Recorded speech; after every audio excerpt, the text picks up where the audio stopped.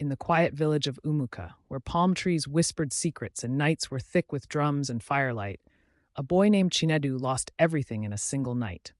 The moon had barely risen when death passed through his home. By morning, his parents lay still. His brothers and sisters, gone. Chinedu alone breathed among the silence, shaking and confused, too young to understand why life had spared him and taken the rest. Grief did not soften the villagers' hearts. Fear spoke louder. They looked at the boy who survived when no one else did, and they whispered a dangerous word. Witch. They said no child could live through such a night without dark help. They did not listen to his cries or see the innocence in his eyes. They chased him from Umuka with stones, curses, and closed hearts.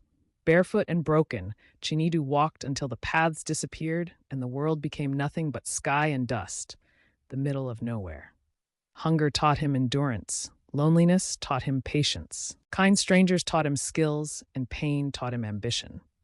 Years passed, and the boy the village rejected grew into a man shaped by hardship but not ruled by bitterness. Chinedu worked, learned, traded, and built. Slowly, steadily he rose, until his name became known far beyond the borders of Umuka. He became wealthy, yes, but more than that, he became unbreakable. One day, Chinedu returned.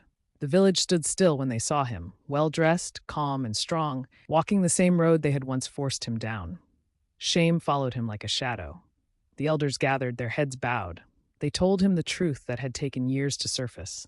It was not witchcraft. It was his uncle.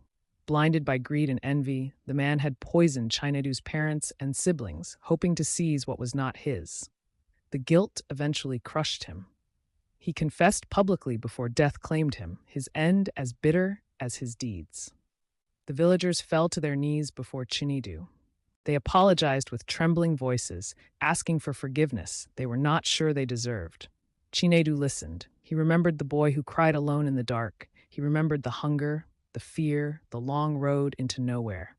And then he chose something greater than revenge. I was cast away, he said quietly, but I was not destroyed. He forgave them, not because they were right, but because he was free.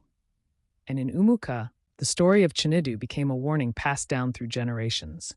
Fear can turn innocence into exile, but truth, no matter how late, will always return.